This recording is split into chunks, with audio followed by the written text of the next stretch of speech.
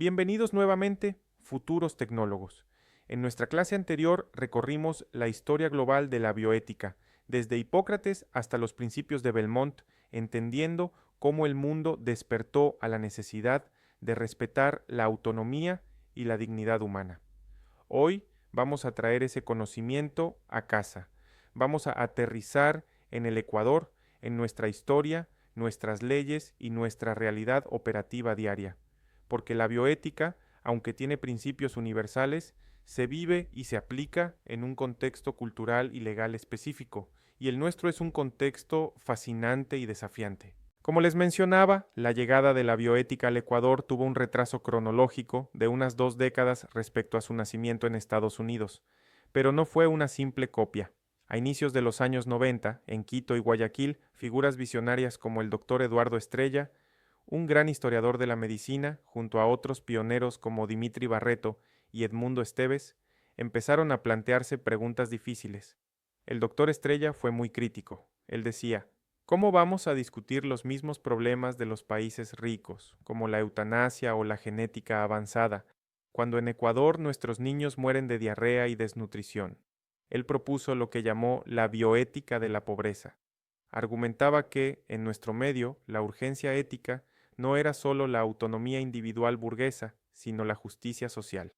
La exclusión, la falta de agua potable, la mortalidad materna evitable, esos eran nuestros verdaderos dilemas bioéticos. Esta visión sembró una semilla distinta en nuestra formación, la conciencia de que la salud es un derecho que a menudo se vulnera por la pobreza.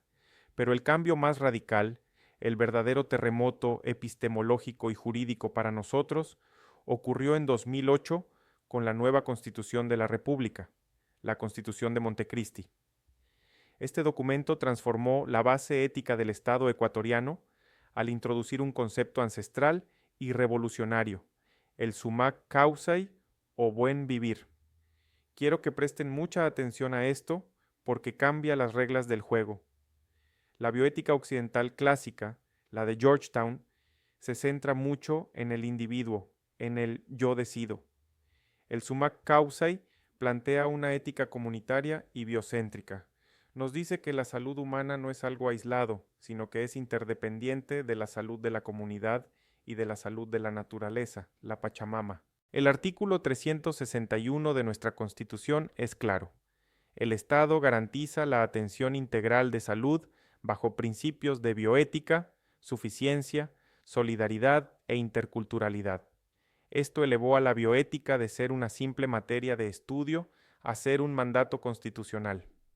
Para operativizar esto, se creó la Comisión Nacional de Bioética en Salud, CNBS, y se establecieron los comités de ética asistencial en los hospitales.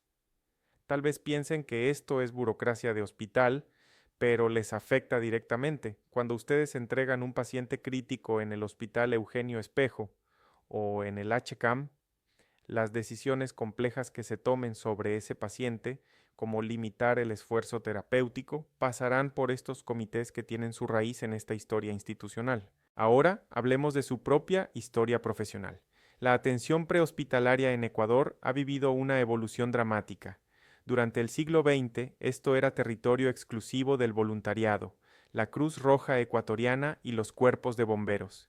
La ética imperante era la de la caridad, la virtud del socorrista voluntario que ayuda por buena voluntad. Era noble, sí, pero a menudo carecía de la formación técnica avanzada y del marco legal robusto necesario. Con el siglo XXI, la implementación del EQ 911 y la modernización del sistema de salud, entramos en la era de la profesionalización. Ustedes ya no son solo voluntarios virtuosos, son profesionales de la salud titulados, reconocidos por el CES y la Ley Orgánica de Salud. Esto tiene una implicación pesada, la responsabilidad. Ya no actúan por caridad, sino por deber profesional y legal. Están sujetos al Código Orgánico Integral Penal, COIP.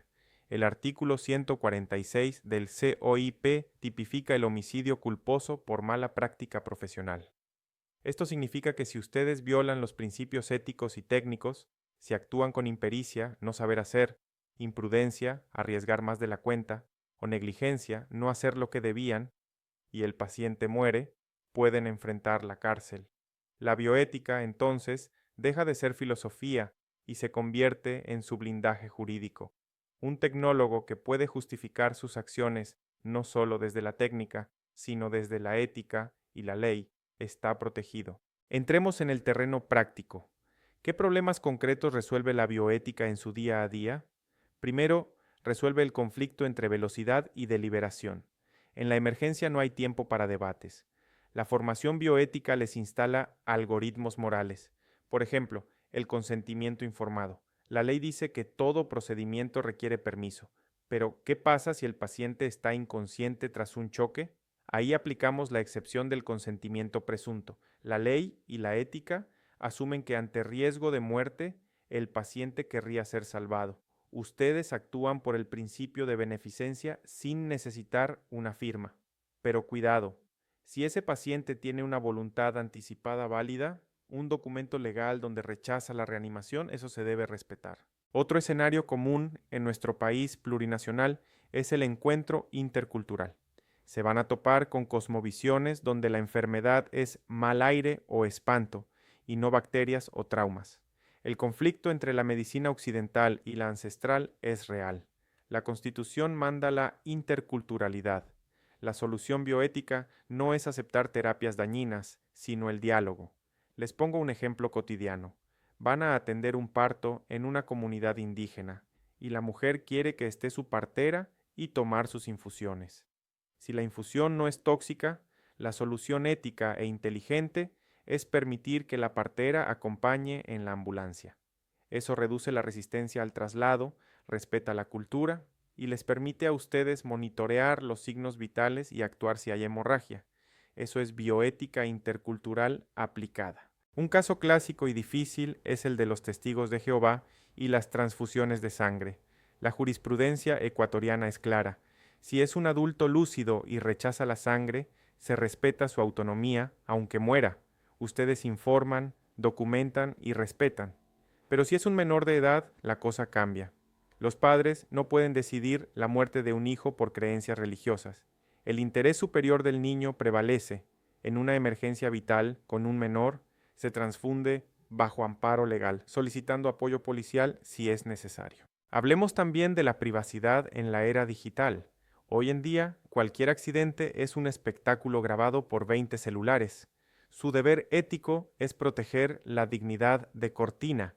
Usen sábanas, usen sus cuerpos o pidan a la policía que retire a los curiosos. Y por favor, un error crítico y vergonzoso es el paramédico que toma fotos de lesiones impactantes con su celular personal para fines académicos o para el grupo de WhatsApp. Eso viola la ley de derechos del paciente y la ley de protección de datos. Es un delito y una falta ética gravísima que deshonra el uniforme. Finalmente, quiero tocar un tema doloroso: la gestión de la escasez y la justicia. Vivimos en un país de ingresos medios. Los recursos son finitos. En un desastre con múltiples víctimas, la ética cambia. Pasamos de todo para cada paciente al enfoque utilitarista. El mayor bien para el mayor número. En un triage de desastre, clasificar a un paciente como código negro o expectante, es decir, dejarlo morir porque sus lesiones son demasiado graves y consumirían recursos que salvarían a otros 3, es la decisión ética más dura que tomarán, pero es necesaria para la justicia distributiva en catástrofe. El propósito final de todo este recorrido por la historia y la aplicación de la bioética es construir su ethos, su carácter moral. La sociedad ecuatoriana les entrega una confianza ciega, les permite entrar a sus casas en la madrugada, tocar a sus seres queridos y tomar decisiones de vida o muerte. Esa confianza es un activo sagrado. No se sostiene sobre su destreza para canalizar una vía, sino sobre su integridad. Buscamos formar tecnólogos que defiendan la dignidad humana en la cuneta de una carretera con el mismo celo profesional con el que manejan un ventilador mecánico. Hablemos sobre esto. Quiero que visualicen una escena muy común en nuestras guardias de fin de semana. El paciente bajo efectos del alcohol o sustancias que ha sufrido un trauma cráneoencefálico leve y se niega rotundamente a ser trasladado. Aquí es donde la bioética deja de ser teoría y se convierte en un algoritmo de supervivencia legal y moral.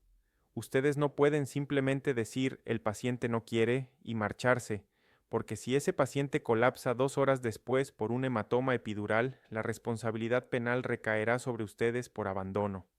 Para estos casos, deben aplicar el algoritmo de toma de decisión ética rápida. Lo primero es evaluar la competencia o capacidad del paciente. Tienen que preguntarse, ¿está el paciente alerta y orientado en las 3 esferas, tiempo, espacio y persona? Pero no basta con eso. Deben buscar evidencia clínica de alteración cognitiva. Una hipoxia con saturación menor al 90%, una glicemia menor a 60 o mayor a 250, o una intoxicación evidente anulan temporalmente la autonomía. Si encuentran alguna de estas alteraciones, la decisión ética es clara. El paciente es incompetente en ese momento para decidir sobre su vida. Ustedes deben actuar bajo el principio de beneficencia y el consentimiento presunto, trasladándolo incluso contra su voluntad inmediata, solicitando apoyo de la Policía Nacional para garantizar la seguridad, porque están protegiendo un bien mayor que el paciente no puede valorar en su estado alterado. Ahora, si el paciente está completamente lúcido, sin hipoxia y sin tóxicos, y aún así se niega, entramos en la fase de consentimiento informado real. No usen jerga médica. Díganle claramente, señor, si no va al hospital, tiene riesgo de que su cerebro sangre y usted muera. Pídanle que repita con sus propias palabras lo que entendió para verificar el feedback. Y muy importante, verifiquen si hay coacción. A veces es el familiar, el pastor o el agresor quien impide el traslado, no el paciente. Si la negativa persiste siendo lúcida, deben llenar la hoja de descargo de responsabilidad, conseguir testigos neutrales y registrar todos los signos vitales para demostrar legalmente que evaluaron y que la negativa fue informada. Cambiemos de escenario a uno aún más sensible. La violencia de género. Ustedes serán, con frecuencia, los primeros en llegar a una casa donde una mujer ha sido agredida. Aquí, la bioética nos exige ir más allá de curar heridas físicas. El protocolo ético basado en la norma técnica de atención integral en violencia de género del MSP es estricto: no revictimizar. Esto significa que está prohibido juzgar, hacer comentarios sobre por qué la víctima no se defendió o interrogar detalles morbosos que no son necesarios para la atención médica. Su prioridad es la estabilización médica y psicológica. Deben garantizar una confidencialidad absoluta. Imaginen el desastre ético si ustedes comentan en voz alta a qué hospital van y el agresor escucha y va a buscarla para terminar el trabajo. Y esto se conecta con un error técnico que tiene repercusiones éticas y judiciales graves: la violación de la cadena de custodia. En el afán de atender a un paciente herido por arma de fuego o arma blanca, muchos paramédicos cortan la ropa pasando la tijera justo por el orificio de la bala o de la puñalada. Al hacer eso, están destruyendo evidencia forense crucial que podría servir para hacer justicia a esa víctima. El principio bioético aquí es el equilibrio. La vida prima sobre la evidencia, por supuesto, pero la evidencia se protege siempre que no interfiera con la vida. La forma ética de actuar es cortar la ropa por las costuras, no lavar las manos del paciente si hay residuos de disparo para no borrar la prueba de pólvora, y alertar a la policía sobre cualquier hallazgo. Recuerden que la justicia para su paciente también es parte de su recuperación integral. Finalmente, hablemos de la dignidad en el final de la vida. La pandemia nos dejó lecciones duras sobre el manejo de cadáveres. Para un tecnólogo, la muerte en escena es una realidad cotidiana, pero para la familia es el peor día de sus vidas. El manejo del cadáver es un acto ético. Un cuerpo sin vida no es un desecho biológico que se apila. Es una persona con una historia y una dignidad que perdura post-mortem. No deben manipularlo bruscamente ni permitir que sea exhibido. Y la tarea más difícil, la notificación a los familiares. Como líderes de la ambulancia tienen la responsabilidad ética de informar la muerte. Háganlo con verdad y empatía, pero con claridad. Eviten eufemismos confusos como se nos fue o está descansando.